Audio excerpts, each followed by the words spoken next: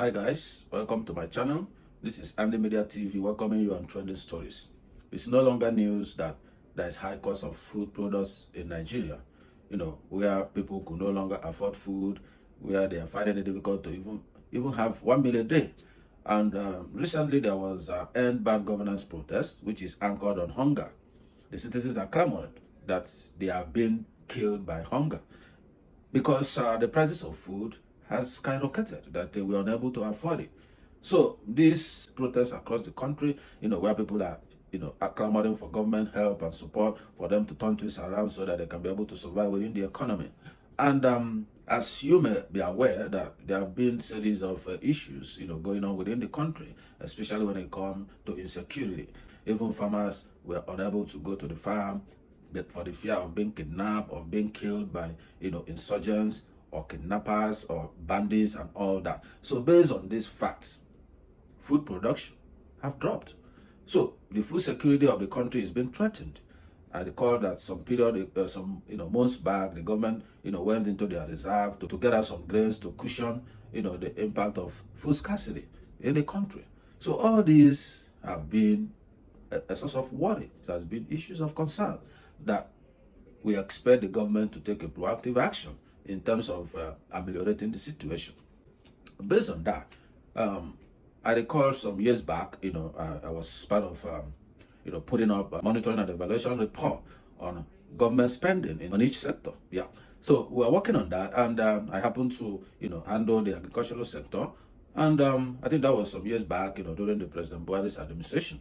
So I observed that in terms of funding, the government have done so much in terms of funding. That funding increased by over 120 or 50% to the agricultural sector.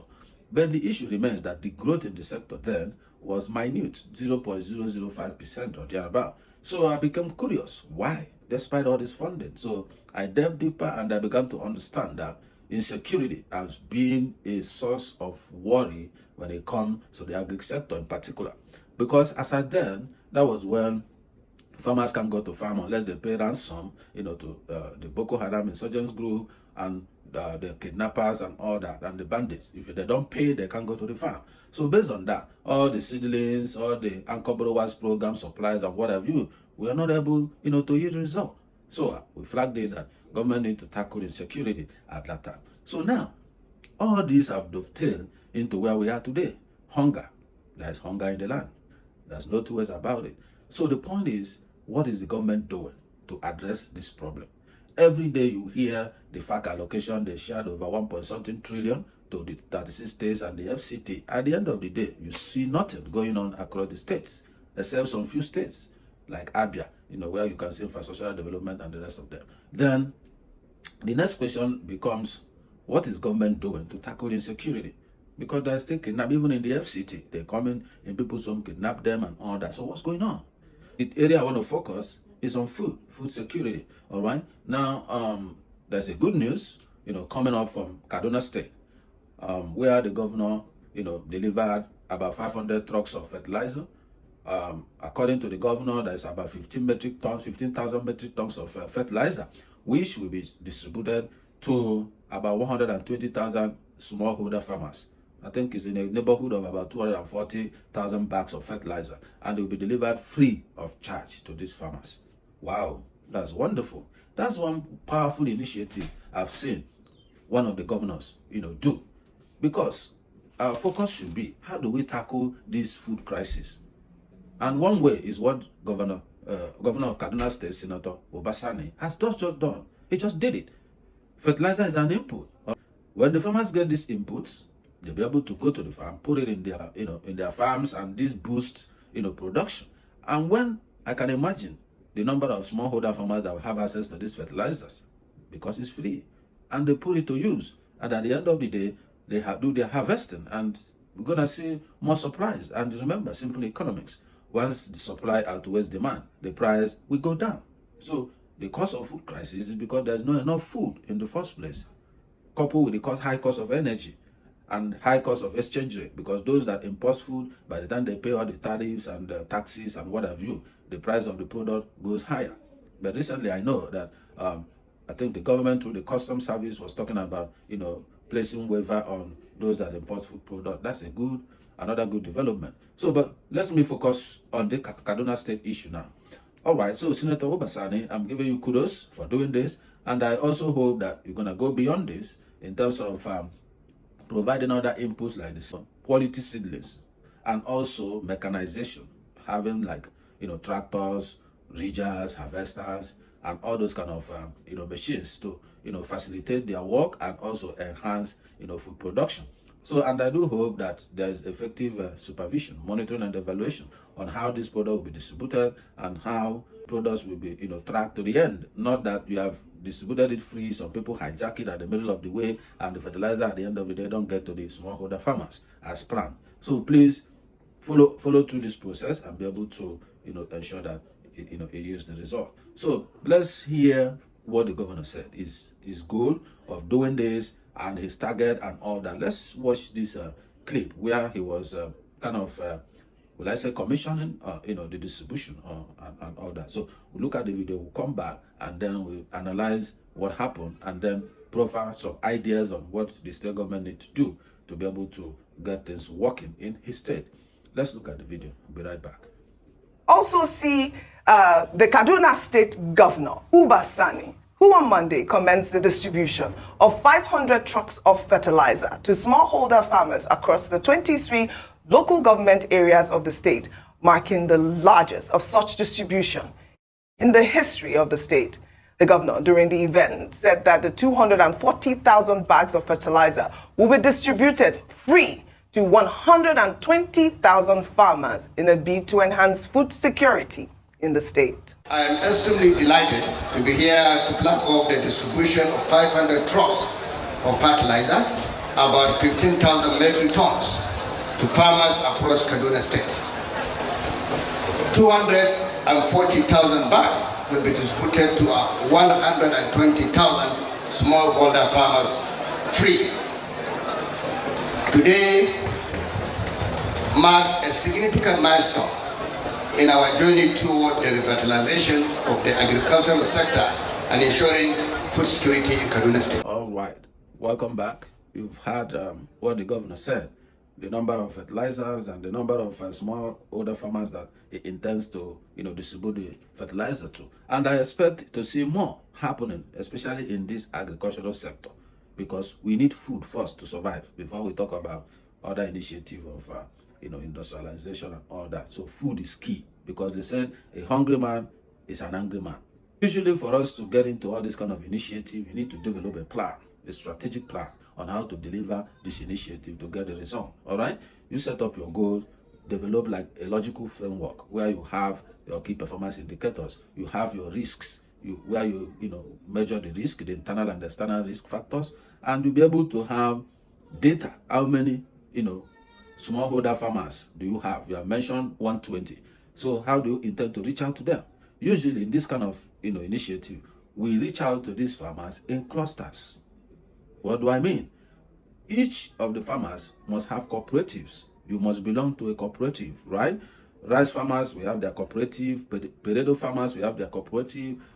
Spinach, lettuce, cabbage, just name them. Everyone will have their cooperative. So what happens next? These fertilizers are delivered straight to the cooperatives, and you publish the number of fertilizers each cooperative received, and their members will be aware, so that if their leader said, oh, they received 10 instead of 200 that was given to them, they can hold them accountable. All right, so when this fertilizer gets to the cooperative, they dispatch it among the cooperative members.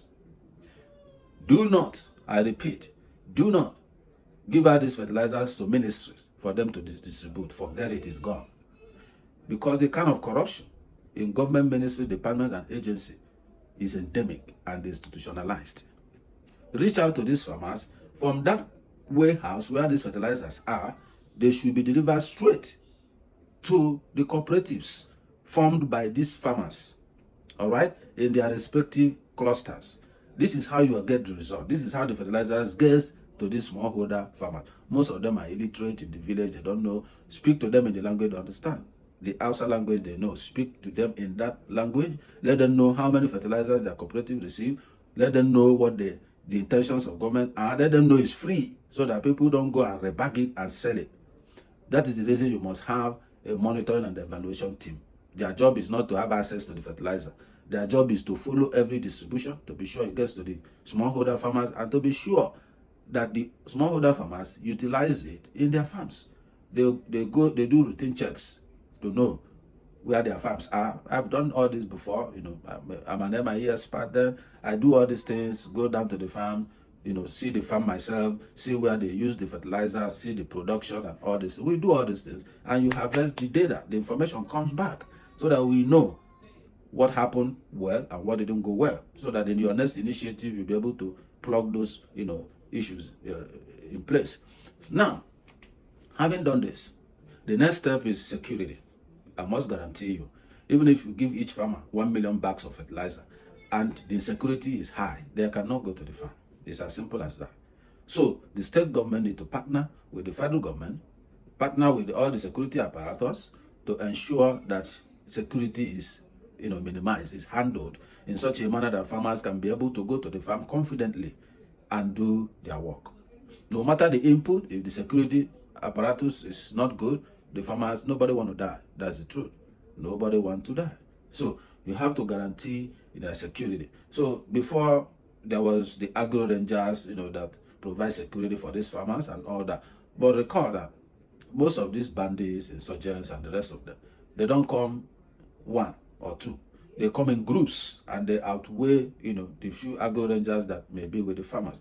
So we need to really think out of the box on how to address the security issues. That is the only time the farmers can confidently go to their farm and do their job, so that at the end of the day there will be more food production, which will help to cushion the prices of goods and services. So I've done this before, did the research I did, I mentioned at the beginning of this video, and we found out that it's not about input, it's about insecurity. That is why the growth in the agri sector was low, very low.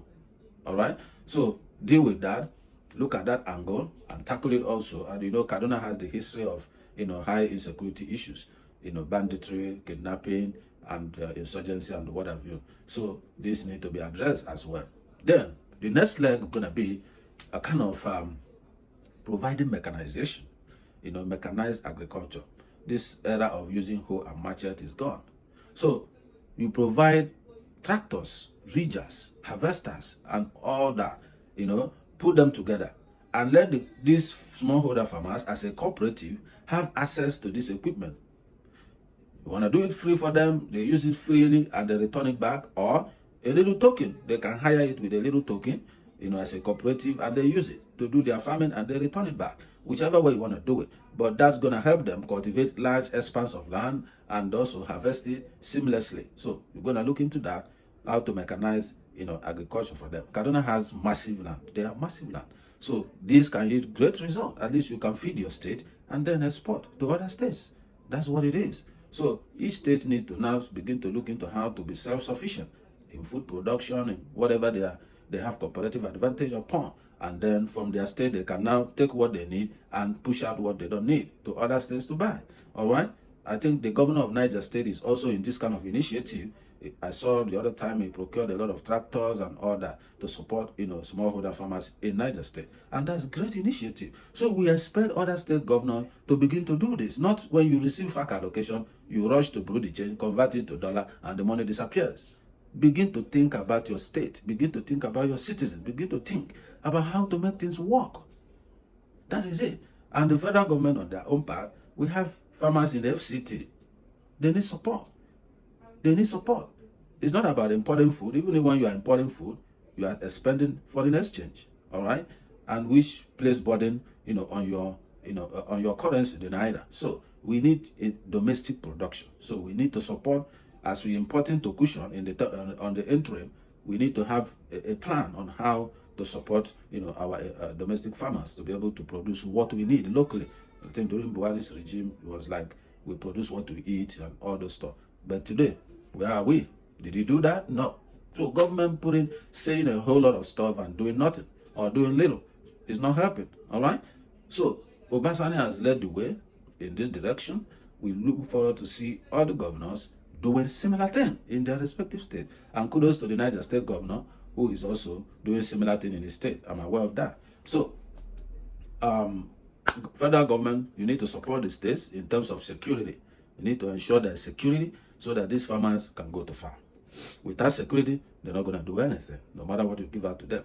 Have you asked why the Anchor Borrower program failed? It's insecurity, all right? And corruption is part of the reason it failed. Most of the monies didn't go down to the farmers. The little that went down there, the farmers can't go to farm because if you don't pay ransom to all these bandits and insurgents group, you can't go to your farm. You'll be killed or you'll be kidnapped. All right? So these are part of the problem. So federal government need to come in here because they are the one that have the key to our security agencies. The states doesn't necessarily control them, but the federal government does.